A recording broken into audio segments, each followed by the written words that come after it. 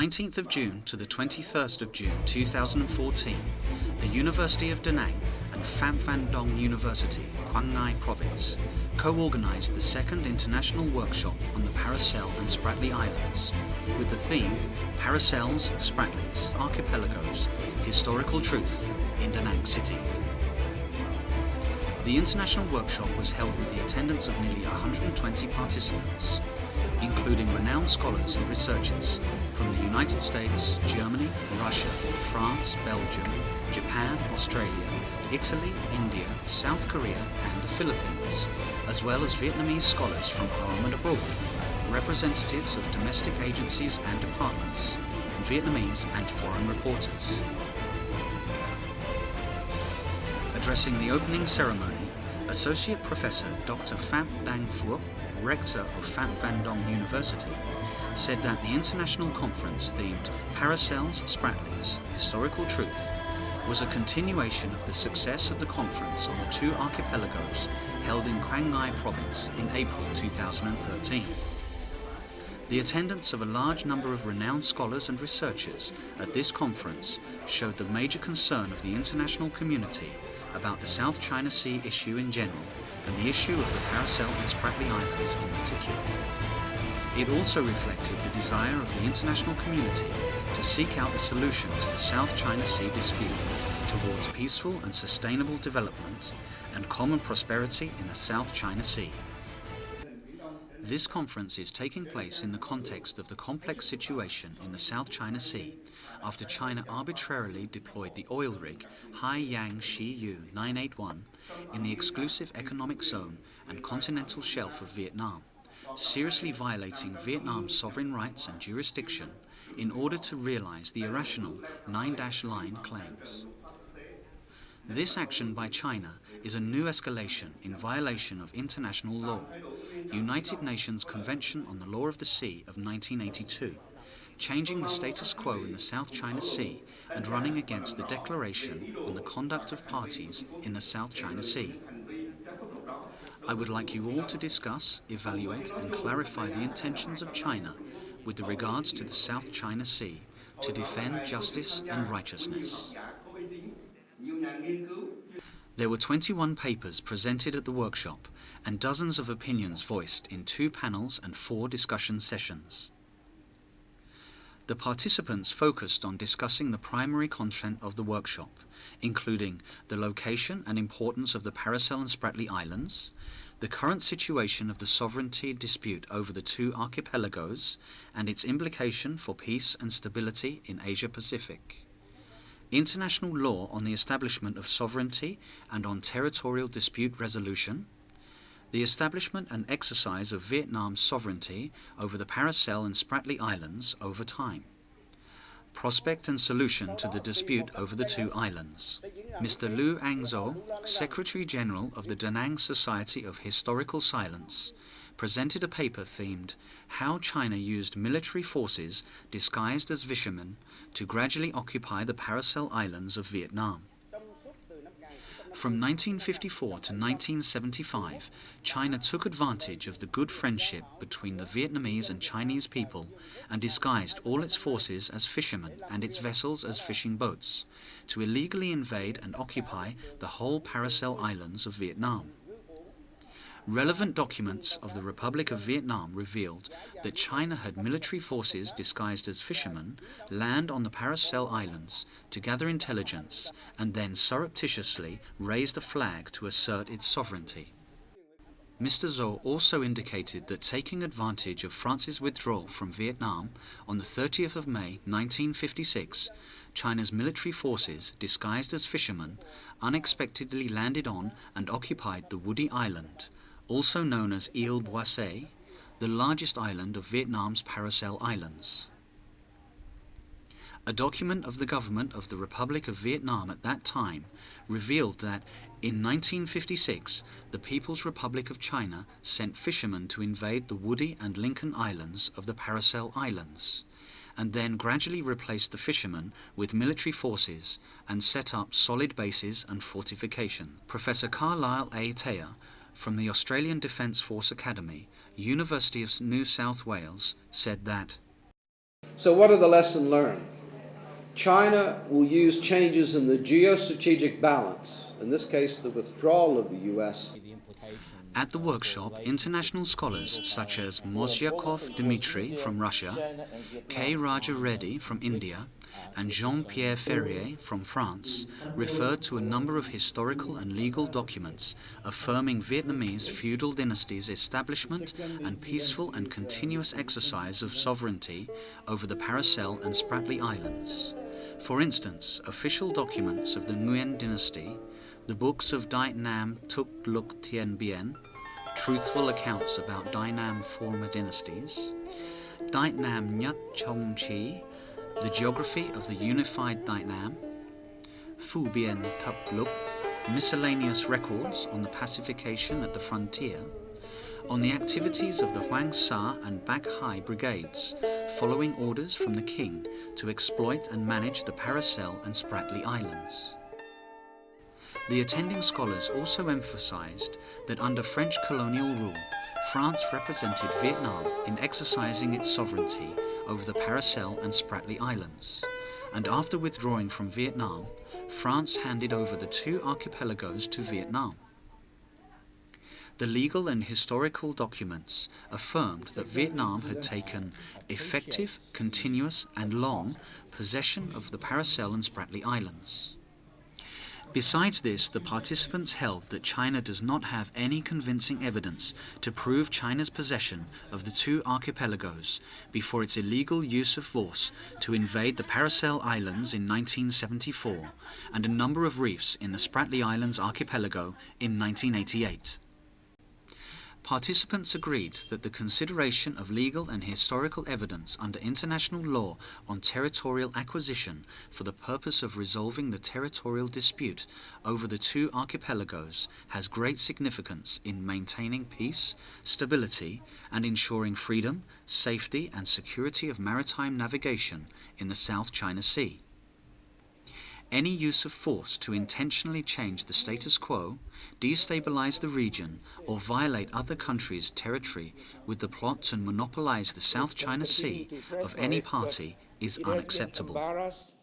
China's illegal use of force to invade the Paracel Islands in 1974 and occupy a number of reefs of the Spratly Islands archipelago in 1988 constitutes a violation of international law, the United Nations Charter. The participants also stressed that the use of force to occupy a territory cannot create a territorial title.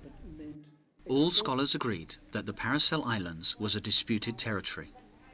China's position that there was no dispute over it was unacceptable.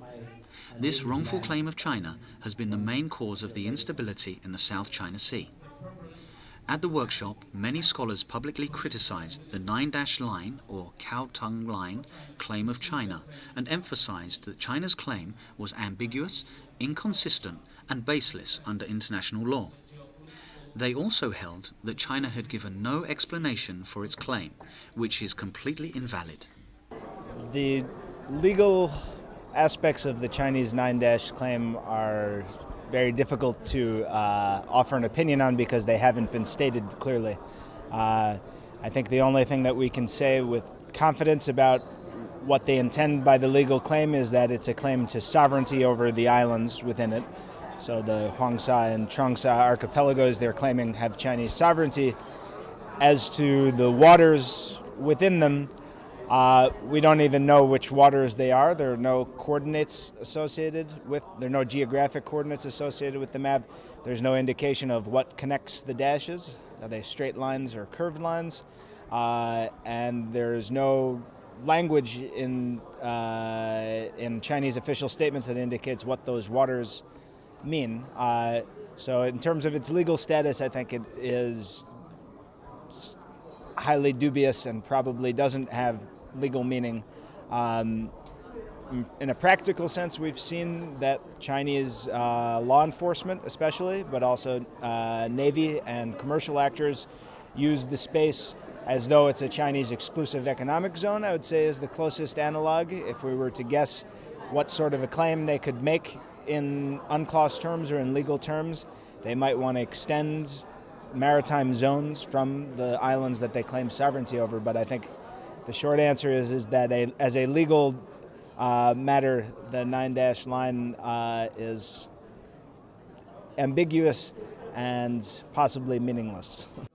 Mr. Daniel Schaefer, expert in the South China Sea issue of the French Ministry of Defense, and Mr. Gregory Pooling, research fellow from the Center for Strategic and International Studies, strongly criticized the irrational 9-dash line claim of China.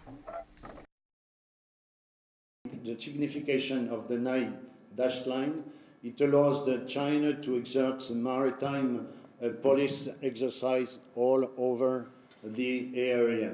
When Philippines, Malaysia, Indonesia, Vietnam are legitimately operating in their respective EEZs, but in areas which are inside the 9-dash line, in the Chinese eyes, these countries violate the DOC, not China. This also explains why the question of the sovereignties over the insular territories will never be solved as long as the 9-dash line is existing. The 9-dash line is the stumbling block against which all attempts to fairly negotiate are failing or will continue failing. It's clearly an illegal claim. The problem with the 9-dash line is not just that it's not found in international law, but that it's remained purposely ambiguous. We have no idea what it means, and depending on what part of the Chinese government you ask, be it the PLA or the Ministry of Foreign Affairs, you get a different answer. That's not the way you submit a legal claim. According to experts, the issue of China's 9-dash line claim is not the responsibility of any particular country in the region, but of the international community. It is necessary to achieve international consensus to call upon China to give up on its 9-dash line claim or to settle for a reasonable solution. And I think, personally, I think the 9-dash line is mischievous, and I don't think it has an adequate legal basis. But I have to keep an open mind because maybe China will come up with some arguments that will convince me. But so far, the Chinese government keeps things very vague and fuzzy. What they do have is they ask some of their academic experts and legal specialists to make arguments, and they don't all agree either.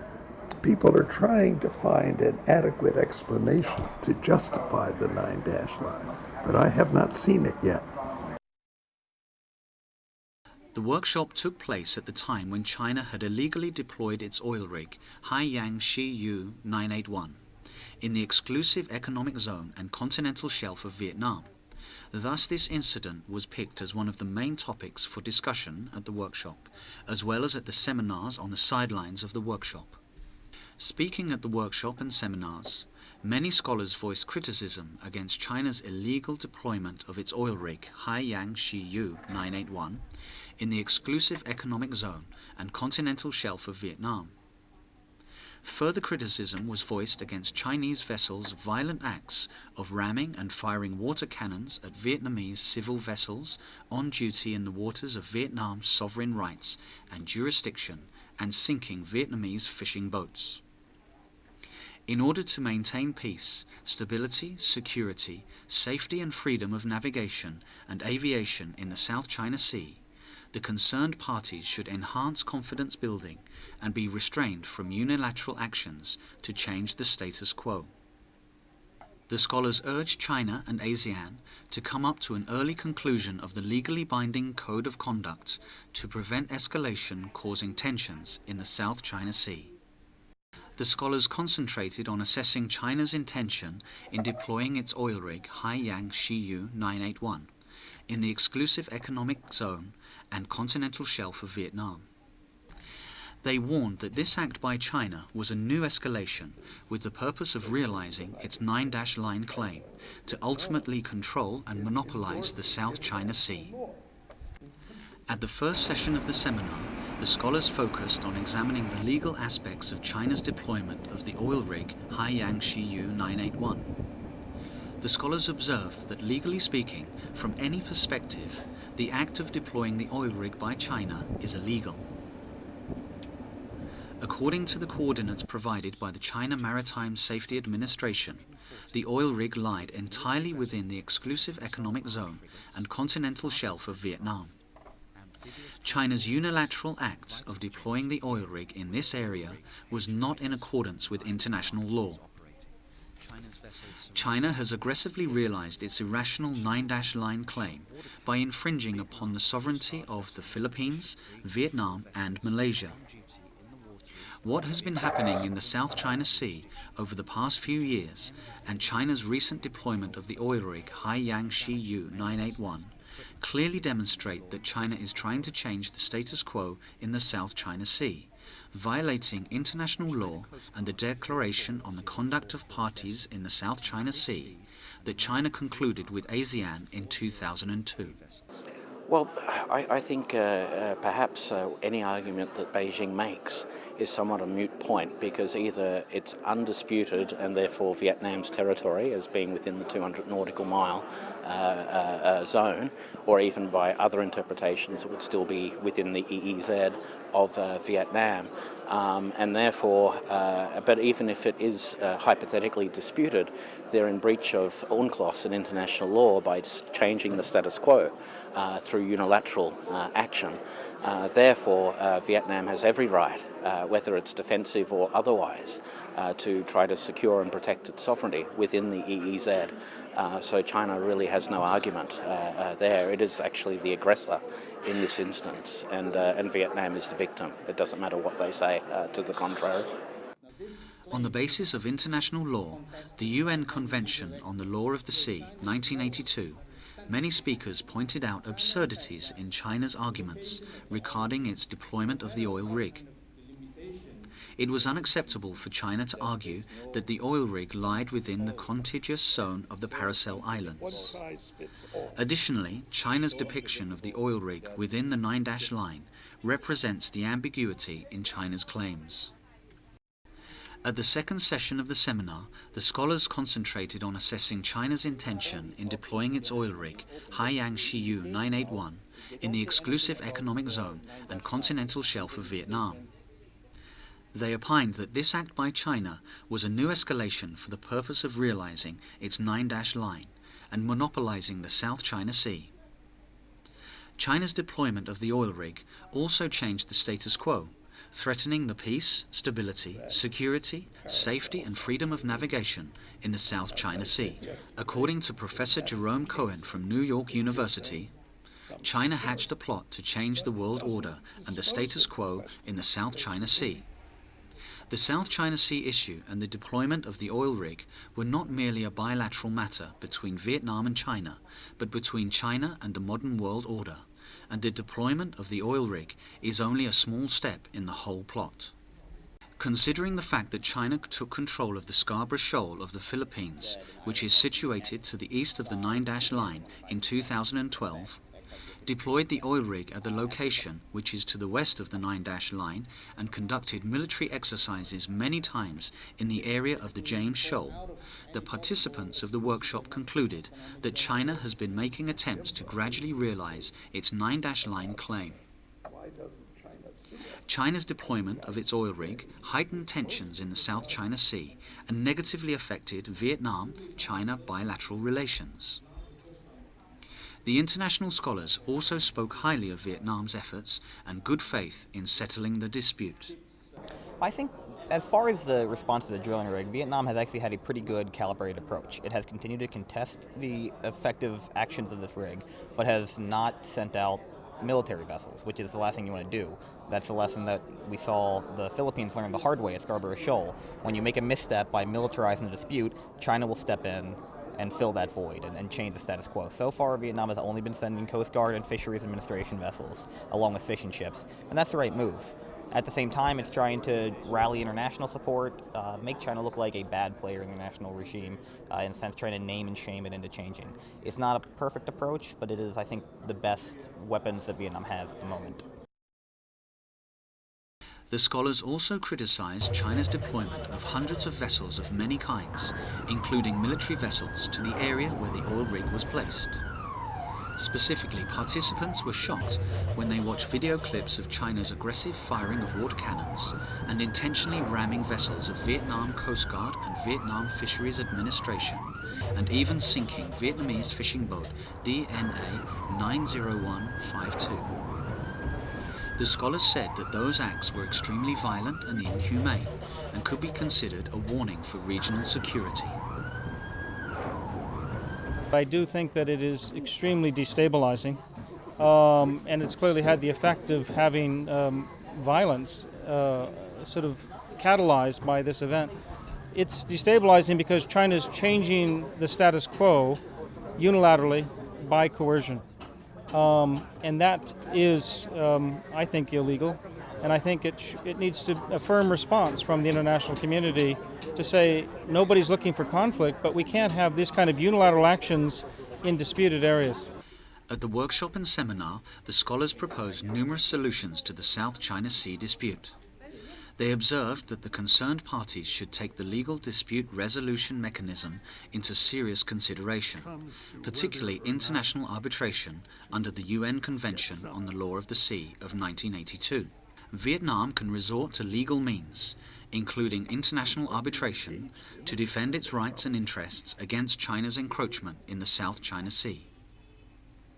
I think Vietnam should do two things. Firstly, make public the situation, make public its problem with China, and make public, go to the international media, CNN, New York Times, international media. I think Vietnam should be doing this. Your leaders, your representatives should go immediately to the public. I think Vietnam and Japan and other major players should contemplate the benefits of adding resort to international legal institutions to the ways in which they can meet the current situation. I would say that there are advantages of going to international litigation. When I say litigation, I mean either arbitration or adjudication before a court. But for simple purposes, let me just say litigation. One advantage is litigation sometimes solves the dispute in question. China is interpreting the law of the sea in its own way. So sometimes it respects the law of the sea according to everybody's interpretation, and other times it's according its own thinking. For example, the 9-dash line is, in my mind, is illegal.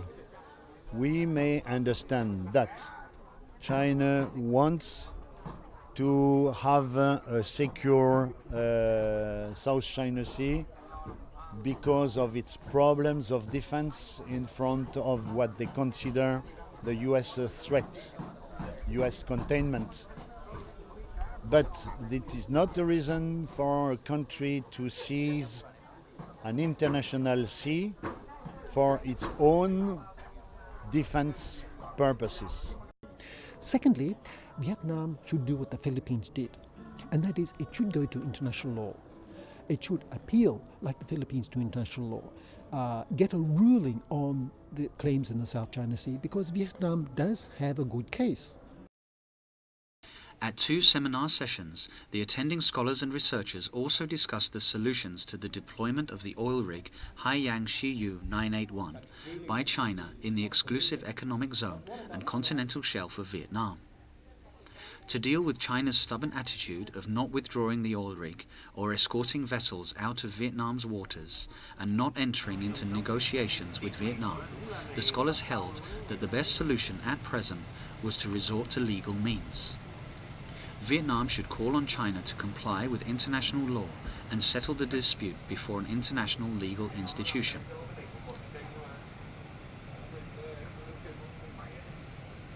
The participants appreciated the patience and goodwill of Vietnam in peacefully settling the dispute. They also expressed their views that it was time for Vietnam to resort to legal means, as China had disregarded diplomatic efforts by Vietnam, as well as discontent of the international community by maintaining the presence of the oil rig and taking illegal actions. The legal means is a peaceful dispute settlement provided in the United Nations Charter and international law, which is also consistent with Vietnam's policy in resolving the South China Sea dispute. It was proposed that Vietnam should refer to the Philippines' experience in the use of legal means. I think the Philippines would welcome Vietnam joining its case, but they would also welcome Vietnam making its own case. I'd also like Japan to come in, even though Japan does not border on the South China Sea. I think Japan should really come in because it's interested in access to the resources of the South China Sea, and it's interested in freedom of navigation. I wish the United States could come in, but the United States is so backward. We have not even acceded to UNCLOS. So we're denied the opportunity to use UNCLOS arbitration.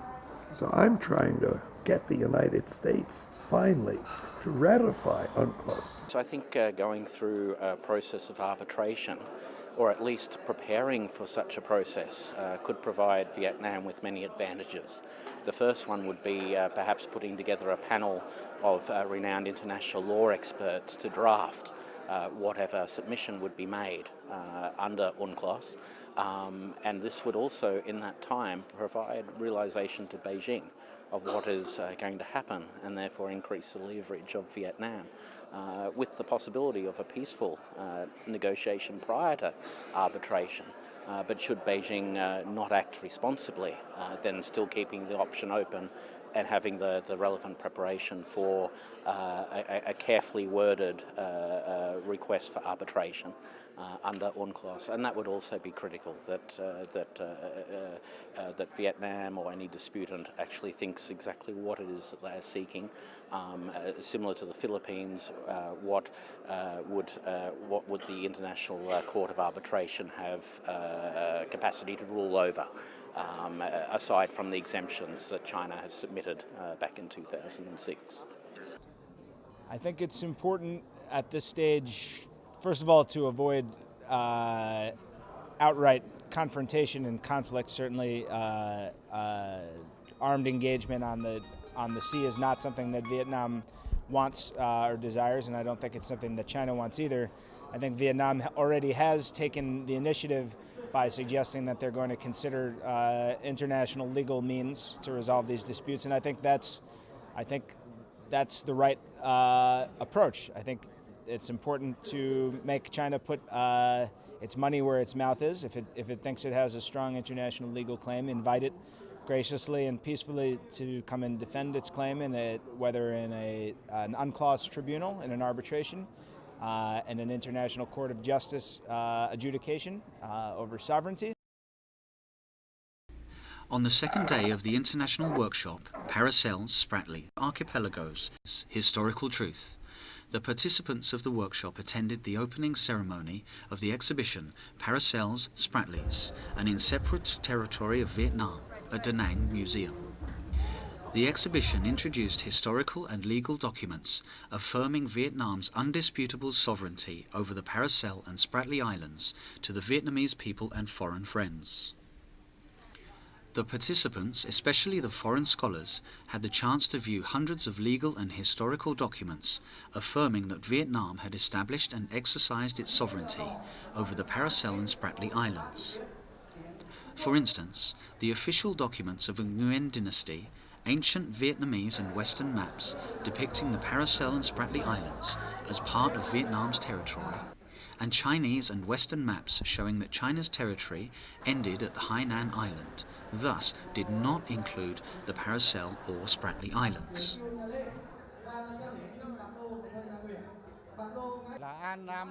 In my opinion, this is the most objective map affirming the Paracel Islands belongs to Vietnam. Western maps refer to the Paracels as Golden Sands, not Shisha. And according to the provided coordinates, this is the latitude 16 and 17. At these coordinates, China cannot claim that the Golden Sands is just an inshore island. That is completely unreasonable.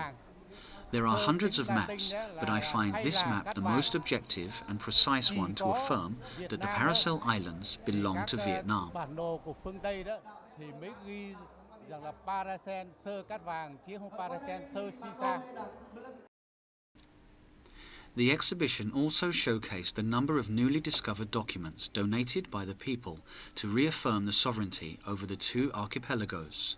For instance, the original birth certificate of Ms. Mai Kim Kui, born on the Paracels, was issued by the French administrative unit at the Paracel Islands, and the 1940 Chronicles of the Department of Meteorological of Indochina, published by the General Government of Indochina in 1942, containing the list of meteorological stations and their meteorological data, including those on Patel Island and Woody Island of the Paracel Islands, and on Itu Aba Island of the Spratly Islands. Those are original documents of high legal value to affirm the sovereignty of Vietnam. Witnessing and learning about those historical documents, the participants agreed that the exhibition was a good opportunity for Vietnam to affirm its undisputable sovereignty over the two archipelagos to the world. I think it's a very important exhibition with a very important documents that show that from the ancient times, Paracel and Spratly Islands were part of Vietnamese territory. You can see different directives from the Vietnamese emperors asking for their special brigades to go to Paracel and Spratly to use this territory for the purpose of Vietnamese state. And we see a lot of people who visited Paracel, who built there some shrines, different buildings and so on. It's very important, especially now, because it's real documents that show that Vietnam from the ancient time was the master of Paracel and Spratly Island. And from this point of view, it's very important that a lot of people coming here to see this document and to understand that the demands of Vietnam for Paracel and Spratly based not on their will, but based on historical truth, based on documentation, based on all history of Vietnamese state. In the afternoon of the same day, the organizer arranged a visit to the Tok Quang Lock and Sơn Cha Peninsula to witness the fishing boats DNA 90152 of a fisherman from Da Nang, which was sunk by a Chinese vessel on the afternoon of the 26th of May 2014, when the Vietnamese boat was fishing normally in Vietnam's waters 17 nautical miles from the oil rig. At the Tok Quang Lock, the Vietnamese and foreign participants witnessed the puncture to the left board of the fishing boat DNA 90152TS, caused by a Chinese vessel. The Chinese vessel sank the former and caused 10 fishermen to fall into the ocean. Those fishermen were lucky enough to be saved by another Vietnamese vessel. The participants met with Huỳnh Thị Nhi Hoa, ship owner, and Dang Van Nhan, captain of the fishing boat DNA 90152TS. Dang Van Nhan said that on the afternoon of the 26th of May 2014, when his fishing boat, DNA 90152TS, was fishing normally in the exclusive economic zone and continental shelf of Vietnam, all of a sudden a Chinese vessel approached at high speed without prior notification, rammed and sank it, making Nhan and 9 other fishermen fall into the sea.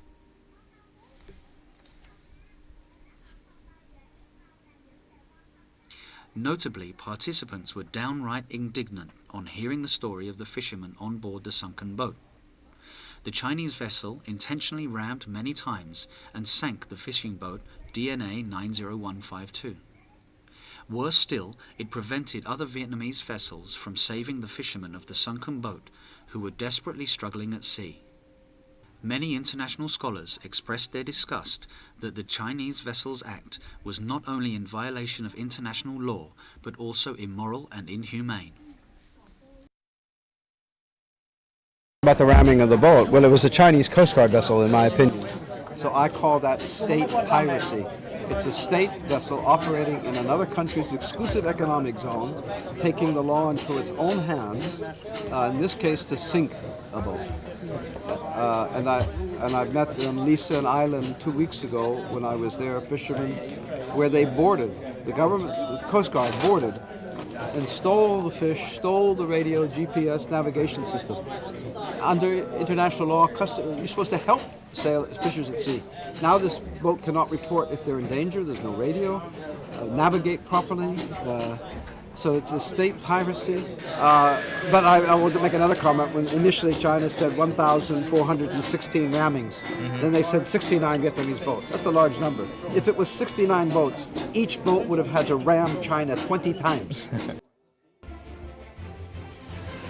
Answering questions from international participants, Huỳnh Thị Nhị Hoa said that her fishing boat had routinely fished in that traditional fishery of Vietnam.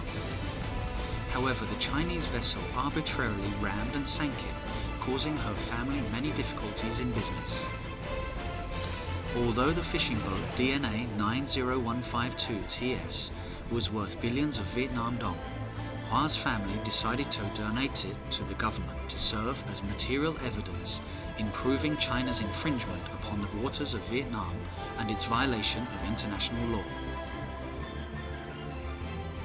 The international workshop themed Paracels Spratley's Historical Truth was successfully concluded, leaving a good impression on Vietnamese and international participants. With the participation of numerous renowned researchers and scholars, China's illegal acts in violation of international law was pointed out. A variety of solutions to the South China Sea dispute raised at the workshop were constructive and practical. What happened in the workshop illustrated that the international community is extremely concerned about China's plot to monopolize the South China Sea.